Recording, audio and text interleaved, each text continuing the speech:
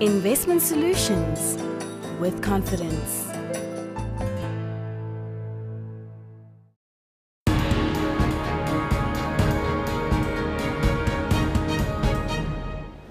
So I've come back from Europe actually quite optimistic, or rather when I left Barcelona I was quite optimistic. If the attitude of the Catalans and the Spanish people in general can be replicated across Europe, Europe definitely has a chance. But then as I arrive, of course, the Cyprus debacle is starting to get out of hand again. So my doubts have started. Not my doubts about the theory of a unified Europe or the spirit of the people or the will of the people to make Europe work, but the doubts about what's happening in Brussels and their ability to govern and to administer. We had not expected that this period would be so rough.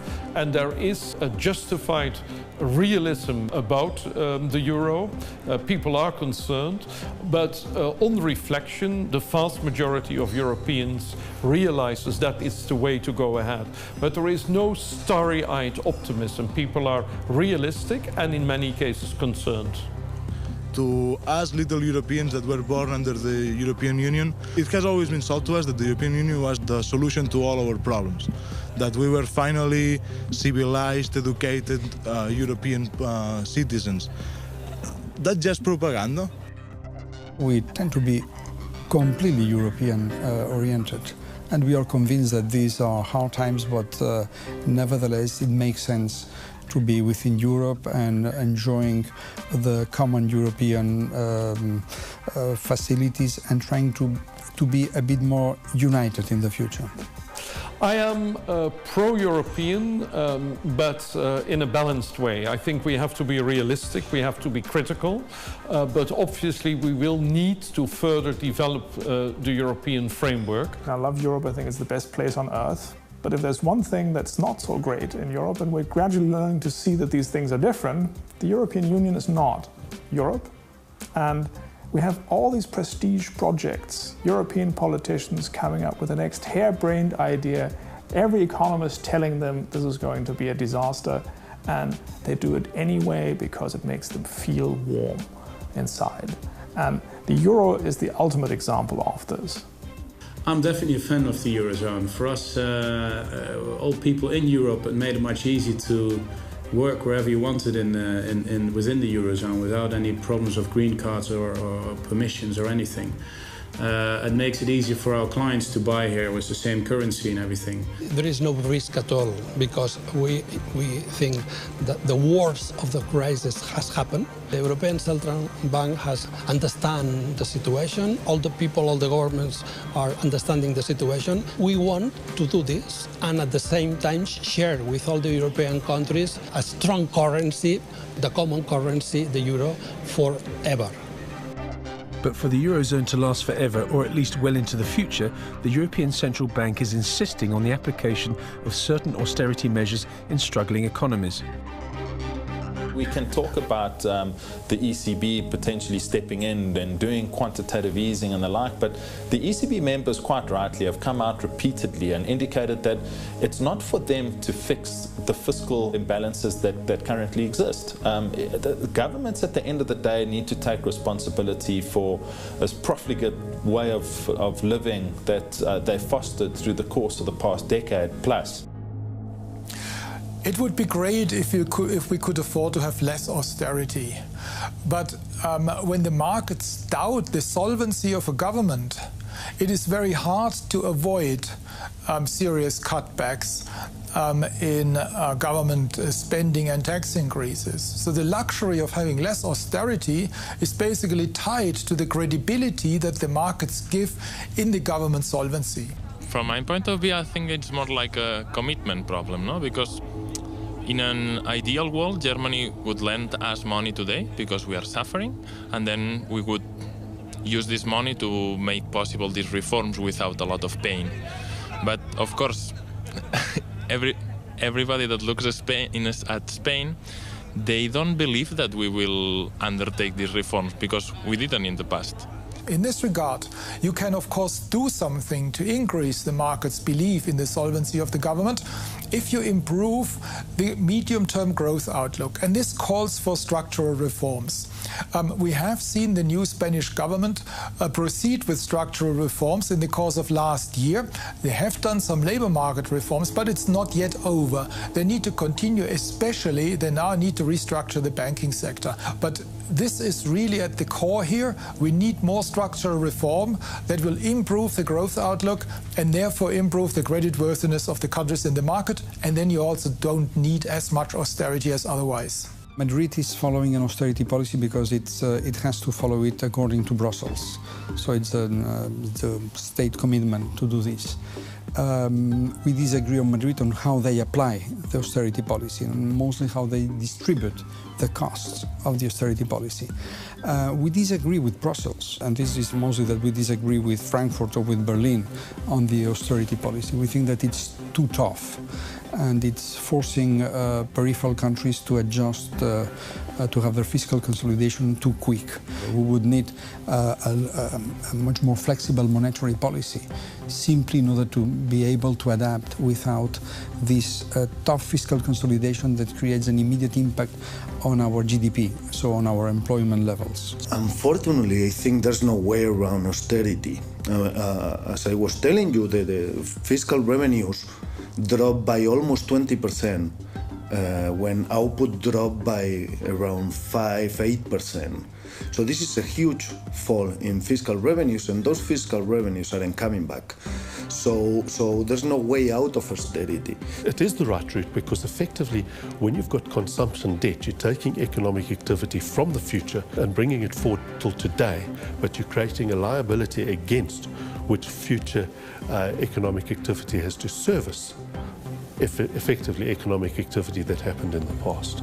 You're just kicking the can down the road. The right way, of course, is a balanced approach. I'm a sailor, and as we say at sea, avoid extremes. While limiting overspending, we should, of course, not fall in the trap of, if I may call it, over-austerity. And I think that is exactly the balance that our political leaders are trying to find at the moment.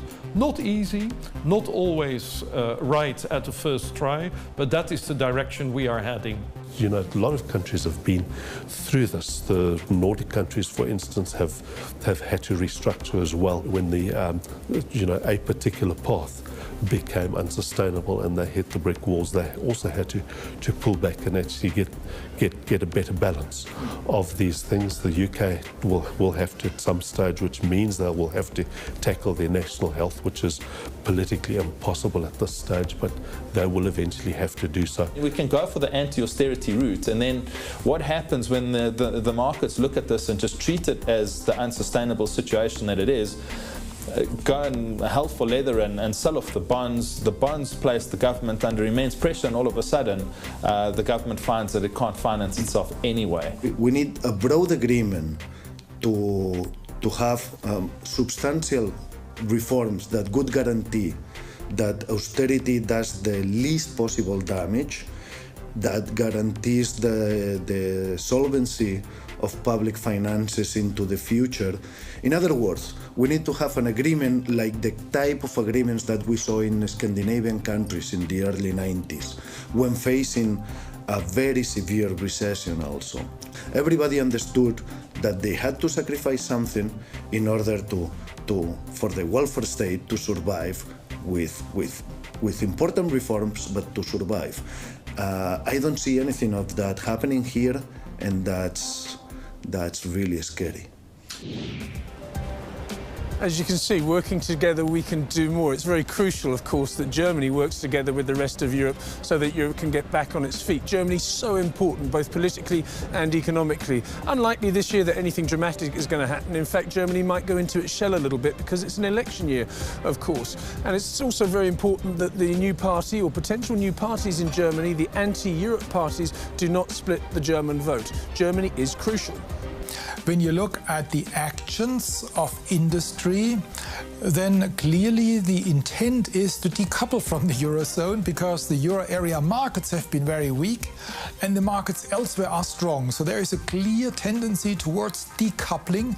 You try to find customers outside Europe, and you put, in fact, your production locations, you put into Central Europe, not necessarily Southern Europe. You put into Central Europe, where the costs are lower and the distances are shorter from Germany to your production location. So industry decouples. The political sector is strongly committed towards Europe and towards the Euro area. So there you do not see a decoupling. In fact, you see even a tendency towards closer integration. So there are no easy choices. All of this is going to be a big mess. And I think the first thing, if you wanted to actually look for a solution, the first thing you'd honestly have to say is that whatever we do is going to be hugely painful. And the way I see it, you have two options. One is condemn the country to 20 years of stagnation, and half of the Spanish youth who have no job today will still not have a job in 20 years' time.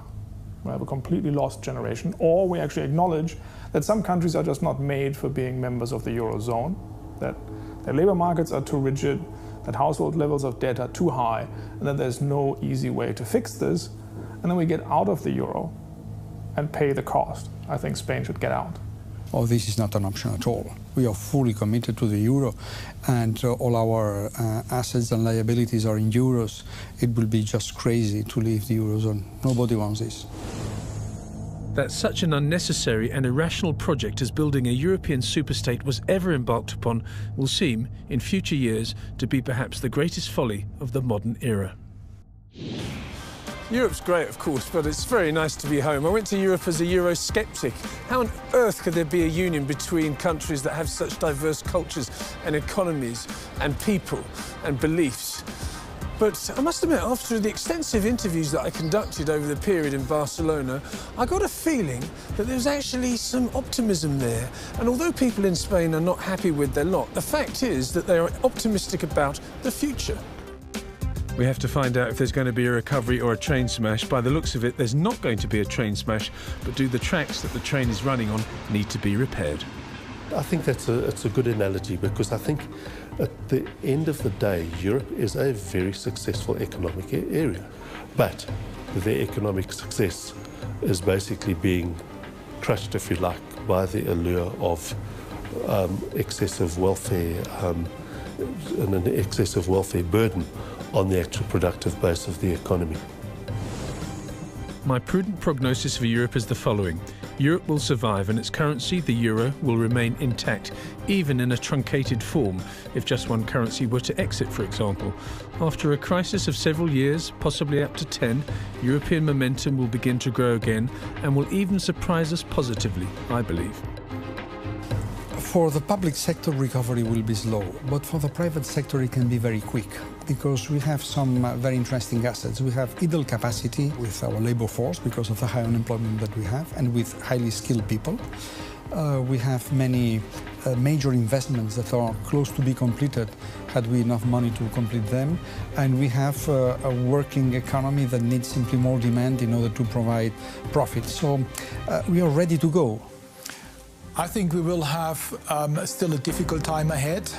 I've never been one of those who declared the euro crisis over towards the end of last year, beginning of this year. I think we are in here for the long run. We have been reminded recently that the real economies are weak, that the electorates are getting upset with the real economic developments, that they are suffering, that unemployment is rising, that political parties are coming up, they reject the euro area regime. Against that background, I think we will have to continue to struggle to make this work. It won't be over soon. I have to be optimistic. Unfortunately, it may take a little bit longer than would be necessary. This is a process that is going to take, unfortunately, a long time. And I don't think people have enough patience for that. What is very important is that all the efforts are not just in keeping the ship afloat, but also look, as you say, on the course and on the obstacles around us, the icebergs and the rocks. So it is a matter of good seamanship, keeping the ship balanced and afloat, but also watching very carefully where it goes. And as you know, and as history has learned, when there are icebergs around you, it is often wise seamanship not to be full speed ahead, but to go a bit slower. One thing I am convinced of is that Europe is here to stay. It's not going anywhere. It's got fantastic potential, but that potential is going to take years, perhaps even decades, to fulfill. The grand experiment has got a long way to go.